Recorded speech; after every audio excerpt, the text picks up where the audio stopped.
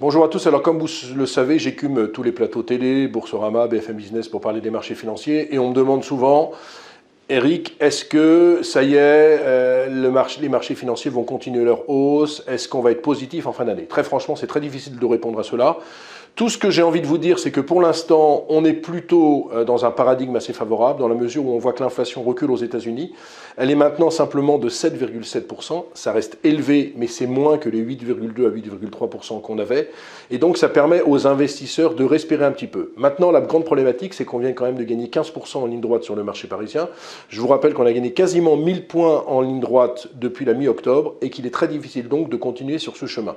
Moi, j'ai le sentiment que sur les marchés financiers, on devrait commencer à assister à une consolidation. On devrait pour moi baisser de 200 à 300 points avant éventuellement de repartir à la hausse. Pourquoi? Eh bien parce qu'on voit que le mouvement de hausse semble un petit peu s'essouffler. En plus, on a quand même des inquiétudes sur les résultats des entreprises. J'ai envie de m'attarder là-dessus. C'est sûr que le troisième trimestre a été supérieur aux attentes, aussi bien aux États-Unis qu'en Europe.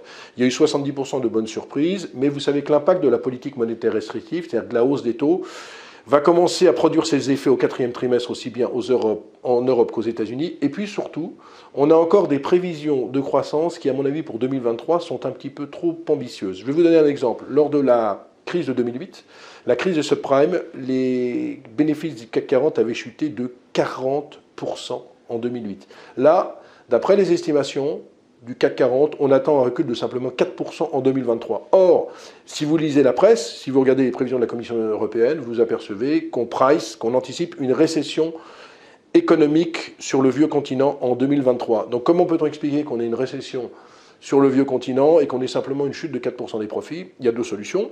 Soit il n'y aura pas de récession parce que finalement ça va se calmer, mais j'y crois pas trop dans la crise Russie-Ukraine. Soit on aura une véritable récession et on n'aura pas une baisse des profits de 4%, mais sans doute de 20 à 25%, puisque dans une récession normale, on a une chute des profits de 30%. Donc c'est vrai qu'on a un contraste entre la macroéconomie et la microéconomie. C'est pour ça que pour moi, il faut faire preuve de la plus grande prudence. Après, le pricing power des entreprises françaises, vous avez vu qu'il y a beaucoup d'entreprises qui ont augmenté leur prix. Mais prenons par exemple Saint-Gobain, ils ont augmenté leur prix de 15%, certes, mais en volume, on baisse de 2%. Ça veut dire que le pricing power de Saint-Gobain, la hausse qu'ils ont eue, ça ne s'est pas répercuté puisque les volumes sont en baisse. Donc ça veut dire qu'à part le secteur du luxe, on peut penser que si Hermès, LVMH, Kering continuent à augmenter leur prix, ça ne jouera pas sur leur business model, ça ne jouera pas sur le résultat. Pour le reste de la cote, ça paraît un petit peu plus compliqué. Alors, que faire? Sur le CAC 40, on perd entre 7 et 10% depuis le début de l'année, ce qui est plutôt une bonne nouvelle parce qu'on perdait plus de 20%. Mais c'est beaucoup plus compliqué sur les autres places parce que là, on est en train de se gargariser sur la hausse du CAC depuis un mois. Mais il y a quand même beaucoup de cracks sur cette année 2022. Sur le marché obligataire, c'est une année catastrophique, annus horribilis, comme disait la reine d'Angleterre, dans la mesure où on a perdu quand même quasiment 20-25% sur le marché obligataire. Sur le Bitcoin, on a perdu 65%. Et il y a des valeurs également qui ont cédé beaucoup de terrain. Je pense à Meta, qui doit perdre 63% depuis le début de l'année, Netflix, qui doit perdre 48%. En France, on a Orpea, qui a perdu plus de 90%, Orpea, qui est confronté à une recapitalisation.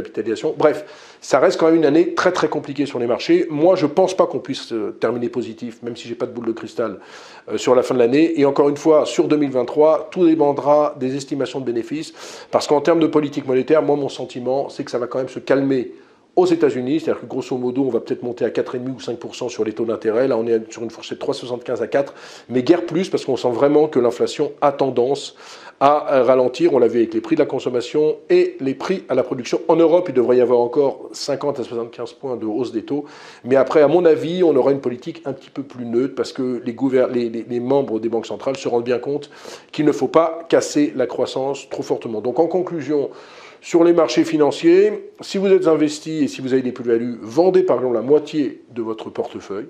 Ce n'est pas une stupidité.